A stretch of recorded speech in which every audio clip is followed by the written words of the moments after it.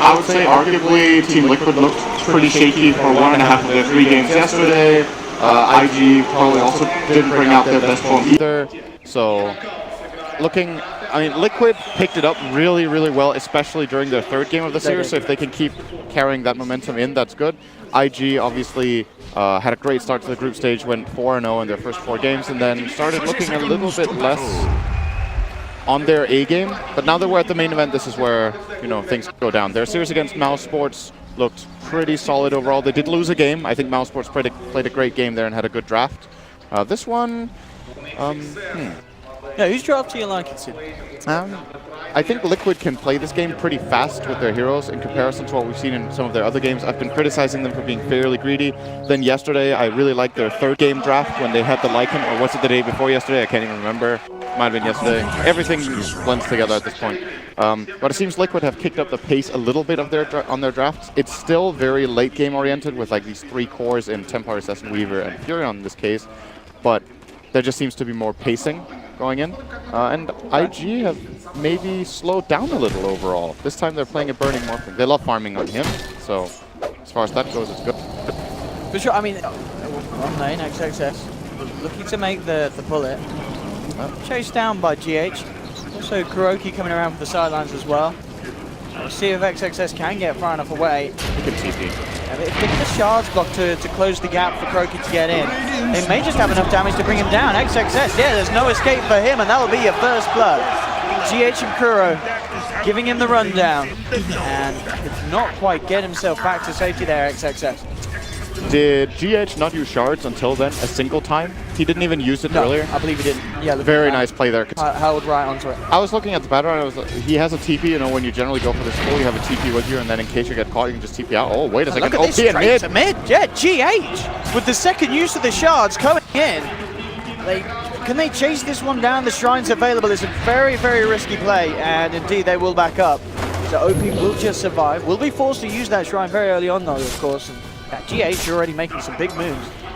Yeah, this is a great play, the first kill on the Bat Rider. He waits very, very long with using these shards, and XXS doesn't really dare TPing because he thinks Snowball might just killed.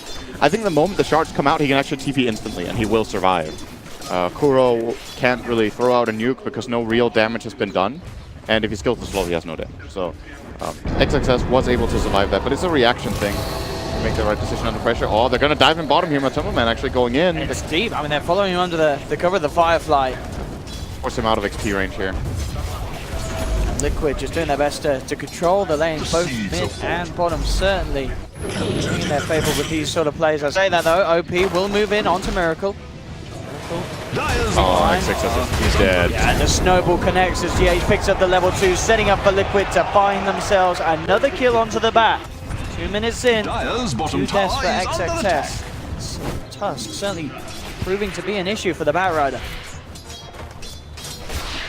Yeah, good early movements here from GH. So 2 quick kills for Liquid. The lanes are still going pretty fine for IG overall. You see OP facing up evenly with Miracle and mid. Burning is clearly out farming the Weaver. That's generally the trade-off you take when you go for kills. You'll lose a bit of CS. And the Crystal Maiden is a bit of an X-factor in this game. This is the greediest CM opening I think we've seen the whole tournament. He has actually only jungled until level 3.5. And if Maiden can afford to do this, just jungle straight up, she can get levels very, very quickly. And wasn't really needed too much top against this just Prophetess it does. Bobica is a tree. CM as well, getting off the double stack bet in the jungle. So important for Bat Rider. Efficiency will be very nice. Well, one thing though, looking at the drafts that I kind of wonder for Liquid going against IG, do they have enough control to deal with an Emma Spirit and Morphe? It feels like these 2 heroes, if they get past even just a slightly rocky beginning, it's going to be so hard for Liquid to control them. I mean, GH, he's having a good job of controlling XXS, but these 2 cores, if they get big, how do you lock them down if you're Liquid's lineup? Where's the control? There's going to be this like maybe 10-minute window where it's difficult for Liquid because they don't have the items, but you can itemize against these cores. The Templar Assassin can go for a Bloodthorn, the Nature's Prophet can get a Hex, so you can itemize that way. Even you could see the Visage even getting a big item at some point later on. Actually, Bobica's in a lot of trouble contesting mind control here. TP's across immediately, pops the Mango, rolls in. and secures mind control, the kill in return. Just a bit of an overestimation there, really, from Bobo as he tried to man fight, but underneath the shrine, Monkey King wasn't what he was when he first came out. Tusk is a nice hero against Monkey King just because, oh wait a second, Miracle in mid. Might just get OP, wait, whoa, who's going to die on this one? There's a wraparound for KuroKy. KuroKy should secure the kill onto OP, and GH, she's already coming in looking for more. Miracle keeps himself alive at the moment, being with the refraction, does go down, but IG, they've already lost 2. Baboka chases down as well, he'll fall, double kill for mind control. XXS trying to find a trade and will bring down KuroKy. But mind control turning up, picking up a double. Favorable trade, and as a full Liquid, still 3 for 2. Already 5 minutes in, a lot of action happening. I like this high-paced play from Liquid, taking advantage of the Tusk's early strength, the Nature's Prophet being able to keep it down. Sideways doing a lot. You got to be careful there, OP. Yep, absolutely. Seeing the chains. But where was I? Yeah, so Liquid can itemize to deal with this. Obviously, there will be a time window where IG where the items aren't online yet, and that's probably what IG will be aiming for, getting their Batrider Blink Dagger and then getting the Ember involved Morphling. Might just play super hard carry this game. I wouldn't be surprised to see Burning picking up the Midas as his first main item. We've seen it before. Alternatively, maybe just the standard Linken's opener is also good. Now I remember what I wanted to mention. Tusk is actually really nice as a hero against Monkey King. Monkey King is one of these very mobile heroes, but if you cast Snowball on him, you will always follow him. You can shard him in when he's in these early game skirmishes, and your Frozen Sigil to try to find him with. In addition, they also have the Treants that they can spawn out of the trees if they see him there, and they have the Swarm, and they have Visage Birds. Maybe a bit too many counters to Monkey King in the same game, I don't know. At least showing a lot of respect to Boboka from a drafting perspective here at Team Liquid. And so far so good for them. This early game is looking pretty good. Matsuba-man have to get a fair bit of damage done to his tier 1 on the bottom lane, when he brought it down to 50%. And yeah, CS-wise across the board. Miracle and Matsuba in a good spot still. Top's place is reserved for Burning's Morphling, as he's having all the setup to become the Morphling that he wishes to be this time around. Mind control, obviously looking to the side lanes, has been going around with the rotations as we saw towards the mid, so finding experience and gold elsewhere. Of course, that means he's unable to limit what Burning's able to achieve on his own on the safe lane. It's actually a really good thing to look at here, the discrepancy between the offlaners. It's generally what you pay when Nature's Prophet gets involved, but Mind Control hasn't really felt confident laning top in the first place at all. He's level 4.5, and the Batrider is level 6.5. This is just the Batrider stacking up the jungle a couple times, farming that on mid lane. OP. A lot of damage here from Miracle. Just have to be careful. Look at GH as well. Really wanting to be primed to go in and try and get the catch.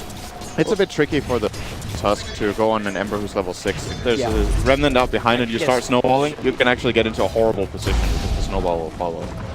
I think GH now realistically just doesn't try mid. I don't think it's the best lane to look for here. The kill on the Batrider bottom is definitely possible. I would like to see that play out of Liquid where they rotate over the 2 supports bottom, try to kill this Batrider and TP in the Nature's Prophet and then take the tower. The tower is already at 1/3 health, so a Batrider kill should give them that tower. It's either that or they start treating Burning as a hero. I'm a bit surprised that this Morphling's just been completely left alone with 0 contention so far, no rotations, no. And it's not just, you don't have to kill the Morphling, you can at least, show presence in lane so Burning doesn't have this 42 denies. Yeah. He's just holding the lane, doesn't care. It is interesting that Liquid are letting him get away with that much. I mean, we know that Miracle, he himself has been secured a good beginning in the mid lane, and the other day, Liquid had an incredible game with Miracle just driving the entire force and securing a very crucial victory for Liquid. There comes the play bottom. XXS being gone on once again this game. We'll have backup this time. OP coming in with a triple remnant. Changes to 2. Matsuba-man out of there already with the time lapse. Burning turns up to the fight. Gets himself involved in 1 kill. IG, can they find anything else? Q, Nanka Nova slow onto KuroKy. Frostbite to follow up, and Burning moving in for more action. See if he can burst it down. Wait for him forward, and Burning with the great rotation will secure IG a very confident team fight win here, picking up 2 kills with his involvement. IG were super ready for this, and I think the primary... Oh, here we see it mid. He's actually trying to go into the Monkey King, and Monkey King jumped away. GH is in a horrible position right now. He really is here. Baboka jumping forward again to make sure the gap can be closed. OP will look to move forward. The drum charges are popped, and IG hitting back very hard. Great Very fight nice down fight. bottom, and instant reaction there to an overextension from GH in the mid lane. And I think the reason IG are so ready for this play bottom is that Liquid took quite a while to set it up. The heroes were missing from the map for a long time. That's when you're IG, you're like, okay, they're missing. What is their play? Our Morphling top's fine, they can't kill me. The Ember mid is fine, they can't kill me. So what are Liquid's options? We just need to be ready to counterplay bottom and we're going to be just fine. Will be able to easily jump himself out of the Sprout. Mind Spring's control. gonna fall down. There's Yeah. the Boundless Strike to make sure there's no successful TP. And IG, here we have it, picking the pace back up after an early stage that looked to be going quite well for Liquid with some good rotations from their side. Now IG themselves moving to have this power that we kind of expected them to have around this 10-minute mark. And using it very nicely. Liquid will still find the space to get that bottom tower. Burning may be getting his farm, but so's Matuma very close behind the Morphling. And Miracle is getting a lot. We've seen everything from stomping TAs to completely trashed TAs in the game. And Miracle at the upper edge. Miracle, exactly. They make sure Miracle gets a good game from TA. I think this hero needs it. We saw what can happen if it gets destroyed in lane in the series, I believe that was yesterday, Faceless versus TNC. And Miracle this time around at least getting some very good farm. He's currently farming Ancients, a double stack. GH trying to make some space here with the haste rid, and in fact he's going to make it out. The mana not quite there for Q, as he must have been incredibly close to having it, as he was desperately claritying up. Nice little space created by GH. For 6 in a moment between these two sides. Bobakas just a moment too late. He comes over and spots out the Ancients, but Miracle's out of there. I think he got spotted by the Observer Ward that Liquid have in the river as well. So they should have a good idea what Monkey King is up to right now. And we'll head top and get some level up on farm here, it looks like. So I think we're going to quiet down a little bit here. It's very difficult for Team Liquid to make plays right now. I think they need to continue ramping up this farm on Miracle, getting the first item on Mind Control. I am imagining we could see the Orchid come out early. I think it might be the way to go. It's definitely something they're lacking, as you mentioned, itemization. And talking about, I don't think I've seen this before, Sid. We've got a Weaver going for first time drops. That's a long time ago that was common. Weaver actually likes getting the int of this item. It's nice to have that little bit of extra mana on Weaver. In extended fights, you actually cast a lot of spells with mana. I don't know how big fan I am though. I think it slows down the hero a little bit, so it's more of a fighting build the way I look at it.